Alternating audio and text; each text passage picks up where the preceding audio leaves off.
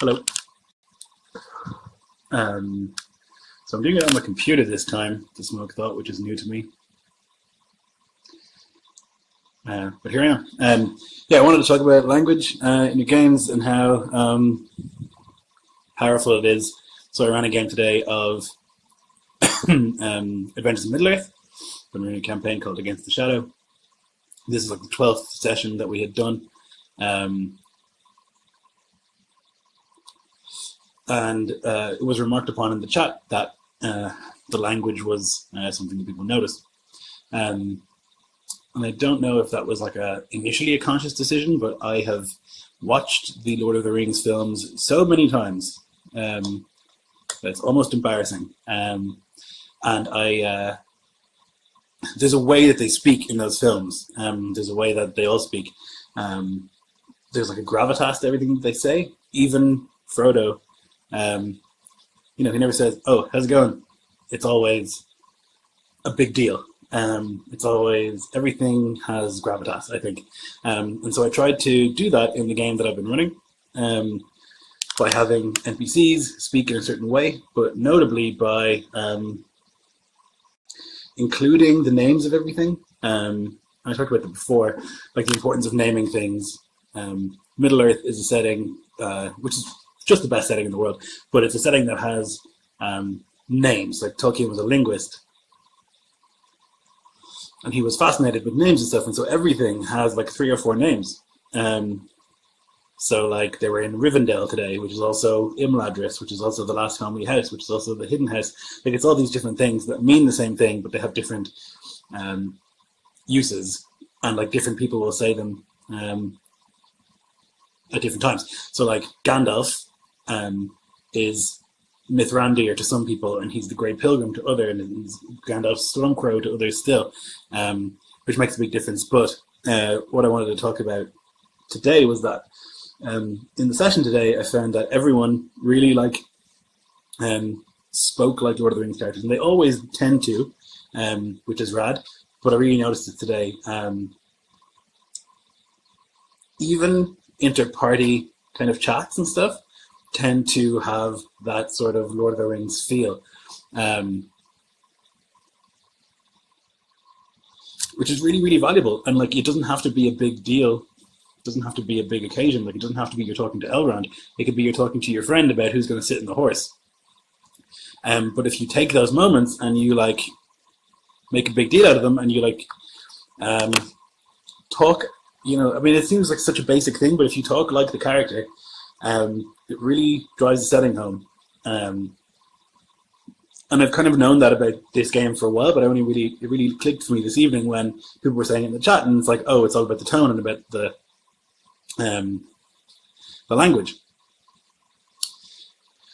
So I would suggest that you do that in your games, like foster a tone. Like I think Iskalov to some extent has it as well. It's not a setting for like witty jokes. It's not a setting for like a lot of banter. It's a setting for serious statements, and I think that Middle-earth is good for that as well. It's good for like that sense of gravitas with everything he says. There's a couple people in the chat. Hello. Rob says, "Hail, my lord." Hello, Rob. Rib, how are you? Simon, hey, hello. Smoking is bad, right? It's bad for me. I wouldn't say that it's bad. Marcus says, Errol of Filiar, the numerously named Grey Lord of the Spires of Cassius and Keeper of the Sacred Flame of Gilgarath, the soul of Fafhrender. How's it going? That's me. Good. That's what I mean, right? Like, you can't preface something with so many fantastic names and so many big titles and then drop into normal language. I think like part of Middle-earth and why it works so well is because there's a grandeur to everything, and so like it leads you to speak in a certain way. I also think that the Lord of the Rings films are like a major cultural phenomenon in our time. And like I think that most people, certainly in this community, are like very, very familiar with those films. And there's like a way to speak the way that they speak in there is easy to kind of ape. Yeah, so Simon says, "Oh, banter. I think It Stopped has a place for it. People deal with dire situations with humor." Sure, yeah. There's like a sort of gallows humor that goes on. But what I mean is, I was on Reddit yesterday, and there was like a thread for, what's the funniest thing your character has said? It's people doing puns and stuff like that.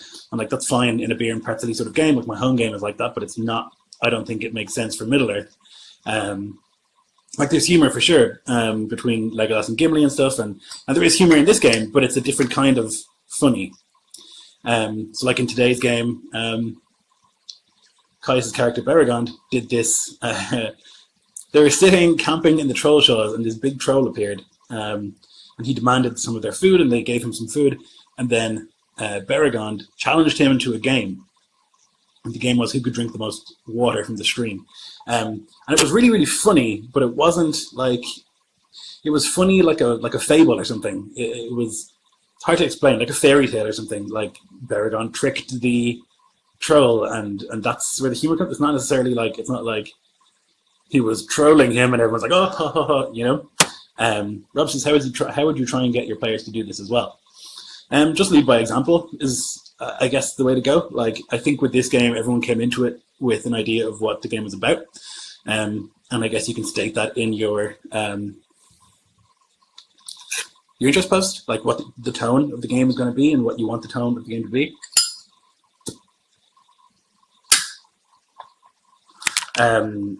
Yeah, what you want the tone of the game to be, but then also like you have to hammer that home. Like if you're GMing it and your NPCs are like, cool man, then it goes out the window real quick. So you have to be consistent with that stuff. And it's hard, like it's really hard to run famous NPCs. Like I ran Elrond today. And Elrond has such a specific way of speaking. And I feel like maybe I did it justice, but it's hard, and like I did it with Gandalf and Saruman and stuff. And Thranduil, like you really have to do your research and like watch them speak. I mean, I've watched them speak because that's where I get my idea of what these people sound like from. But yeah. So yeah, lead by example. Simon says Reddit sigh. I know. Marcus says high humor. Yeah, it's a different kind of humor. It's not like lowbrow. It's highbrow. Simon says the difference I would say is singers versus in-game situational humor. That is, by the way, one of the reasons why I dislike the writing of Mass Effect Andromeda so much. Zingers. Yeah. Sure. Yeah. So you're not looking. Well, I'm not looking for like moments. Doesn't fit with the setting. It does fit with lots of games. And again, I'm not like poo-pooing that. I think it's fine. Don't yuck anyone else's yum. And if you want to play a game where it's all about banter and stuff, that's fine. Like there's no problem with that. But if you want to try and foster an atmosphere of like seriousness in your games, then you have to bring that. And I feel like zingers and this sort of like just doesn't do it for me. I just think it breaks a lot of the tension. So Marcus says, how do you get them to not make the trolling comment out of the game? Yeah, okay, so... I mean, out of the game is fine, right? But if they're in character... so like, I don't encourage, particularly in online games, I don't encourage people to like shoot the shit while we're playing. Like there's a break, and after the game there's a debrief where you can all kind of like chat and whatever. But during the game, you're a character, and you should stick to that as much as you can. Out of character questions for me are like mechanical things or like planning, like when the party is deciding what to do. I had the same problem you had with Strider doing Yoda a few months ago, right? Yeah, it's tough, right? Like to try and bring across these like major characters who have a very, like for lots of people have important meanings and like they've seen them, throughout their lives. And for you to try and do that justice is really, really difficult. So Barkley, Rob says, hard but worth it. I think if you provide a really strong theme tone, players can't help themselves but join in. Absolutely, and I think that's what it's about. Like if you just provide the tone and the enthusiasm for that tone, like I really try and dive in and like have the descriptions be Tolkien-esque and have the names of things, roll off fluently. And, I spoke Elvish a little bit today. And like, it pays off, I think. Kaya says, the humor I do comes from character. I try to never break the atmosphere. It's much easier to kill atmosphere than create it. So right. One kind of clever joke, can ruin a large conversation that has been building up tension. And if you make something like a joke that is not fitting to the setting, then everyone that just goes. So like the humor, I think it has to come from in character. It has to make sense in the setting. Simon says there's only so much you can do as a GM, choosing your players and leading by example are the most impactful ways you influence the tone with. Absolutely, yeah. Like that's what I mean. And Ian talked about this today, like choosing your players. Like I know the kind of game that I want to run. Like I know that I'm very clear on what kind of game I want to run, and so when I'm choosing players, I'm sure you've all noticed I have a tendency to pick the same people because I know that they want to play the game that I want to run, and that means that you know, like everyone knows what you're getting in for, and like for me that means like you're getting into a game that's like pretty violent and brutal, and like it's not going to be, you're not going to be saving the day all the time. It's going to be, you know, a struggle. And I wanted to be like extremely heavy on tone and extremely heavy on like mysticism and stuff like that. But if people know that going in, it's a different situation. Rob says, Caius, I think you are the king of that. I would agree. Caius has an incredible ability with Middle-earth, and actually with every game I've played with him. So like in the Roman game we play as well, to just like pull out of the ether these references to things that just like enrich it massively. Checks, hello Checks. Zingers in chat or in chat at the side are fine, I think, or anything out of character. Reactions to something cool, for example. But as soon as you unmute, it should be in line with the tone. That's a perfect summary of what it is. Like I'm forever putting, you know, in the side chat, putting jokes in there, or like responding to things, and like, you know, you can't hide your face if you're on camera to how you react. But yeah, when you unmute, you should be in character and you should be in line with the tone of the game. Kaya says, I was definitely inspired by your troll voice. Loved it. Thank you. I had a lot of fun doing that troll today. I really like the idea that like not all of the bad guys in Middle-earth are bad. Like that troll like would have eaten you, but also he was just like hanging out. He didn't want to like hunt for food, and he was interested in playing a game. And I think that's like makes Middle-earth seem like a more interesting place. Rob says, Zingers in the chat is my band name. That is a decent name for a band. Nicholas, hello. Have you ever had a player that would be disruptive because of the way he spoke in character? For instance, the accent would be exaggerated or something that would make it very annoying to listen to. Sure. We played a game once of Star Wars where Andrew Knapp, he played a Nemodian droid technician, and he did the Nemodian voice, which is, you know, problematic. I wouldn't say it was annoying. I think it like added to the humor of the game. But like the thing about Andrew is, and the thing about most of the people I play with, is even if they're doing a funny voice, they're still like invested in the game and they're like contributing to the game, you know.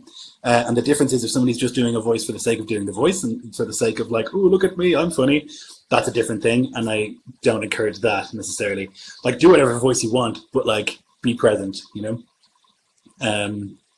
and be aware of the tone and stuff. Yeah, but I think you can really add a lot to the game by focusing on language. Like I'm not expecting everyone to like go out and become, you know, a method actor. That's not what it is. It's more just about like being aware of the feeling of the scene, being aware of like the tone that's been set for the game that you're in, and trying to stick to that. And there are moments that are funny, you know, there are moments that are like, and you need, God, do you need moments of like to break the tension, because some games, you know, the tension just like ramps and ramps and ramps. I played Ian's game yesterday alone, which is a Harbinger game, and it was just so incredibly tense, like the whole way through, that when we got to the break in the game, everyone just went, and just like exhaled a bunch of air, and we like, whoo, and then we like laughed and laughed and laughed on the break because it was so intense the whole way through. And like it's really hard to keep that up because, yeah, it's just hard to keep that sort of pressure mounting the whole way through without somebody losing it. I have to look at my tea there. Yeah, it's hard to keep that kind of pressure up. L.A. Jackson, hey man, how are you? Oh, that troll was awesome, man, loved it. Your ability to run a session online is now top class, Lloyd. From one DM to the next, cheers. Thank you very much. That's a very nice thing to say.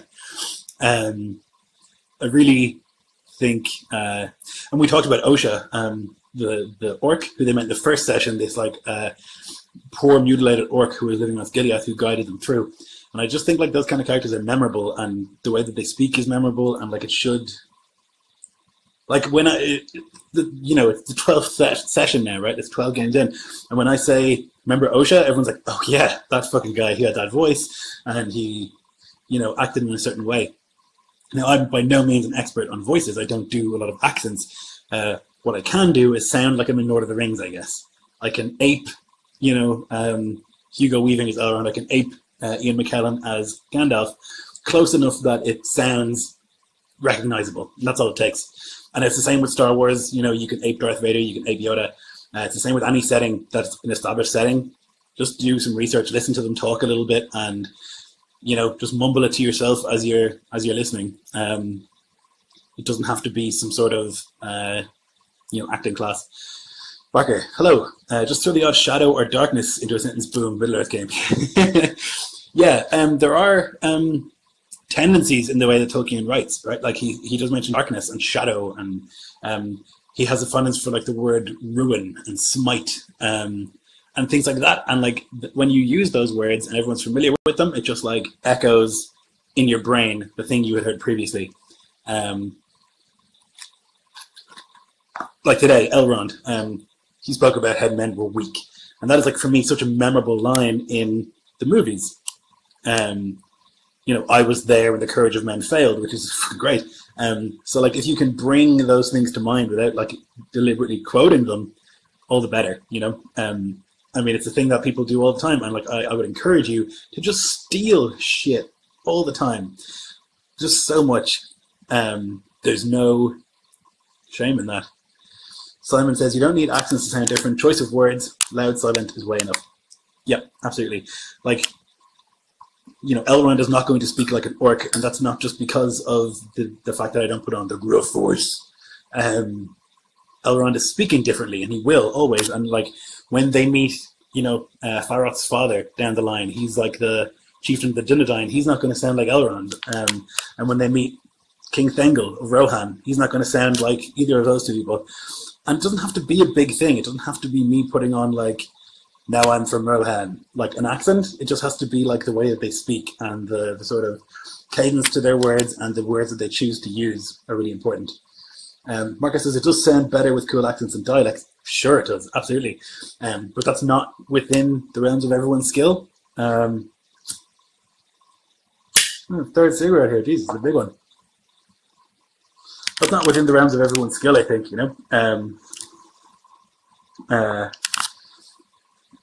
like I don't think I'm very good at accents or dialects, but I've lost my train of thought. Yeah, you don't have to be exceptional at doing accents or anything like that, but what you do need is like belief. Like if you, and that sounds a bit wishy-washy, but like if you are selling it well enough, and if you like are sure of what you're doing, it comes across to the others who are in the game, right? So like today I spoke some Elvish, and I was real wary of doing it because it's like nigh unreadable. But I got through it, and then when it was done, I was like, cool, that was cool. And Taylor, who guest starred in the game, last game and this game, as Megora deal, she was throwing in Elvish all over the place. And because she had done it, then I was doing it, and then Jay from Rogue DM was doing it, and everyone was just throwing in bits of Elvish, and it just made the whole thing much richer. So Czech says, I have to be on the side of language over accents. Yes, you do have a pretty strong accent, checks. Possibly the strongest accent of any person I've ever met. You would be exceptional as a dwarf from Middle-earth. Kaya says, the extra mile that everyone goes. Lloyd Taylor and Jason Law spoke Elvish today. Right, like I just said. Absolutely. Made such a difference. Simon says, honestly, as a German, it is really hard for me to stay in an accent and remember what I did. But it is easier to remember what the social standing, etc. was, and therefore easy to reproduce. Sure. Like, I can't imagine role-playing in a language that's not English, and I speak fluent German. Grew up in Munich or whatever, but nonetheless, I would not have the vocabulary nor the ability to like put on different accents in a language that is not my primary language. But you're right, like social standing and status is a big thing. Like Elrond is always going to be talking down to people. So is Saruman, or Thranduil. And that informs a lot of how they speak, how they act, everything like that. Okay. Yeah, I guess that's it. did a bit of waffling about languages and stuff. I just think it's like a pretty easy thing to foster in your games, and if you do so, the rewards are immediately obvious in my mind. Just an increase in like tone and a sort of greater fidelity to the setting that you're playing in. Yeah, so thanks for watching if you did. Thank you for everyone in the chat. It's very useful to hear your thoughts. And I'm going to go to bed now. See ya.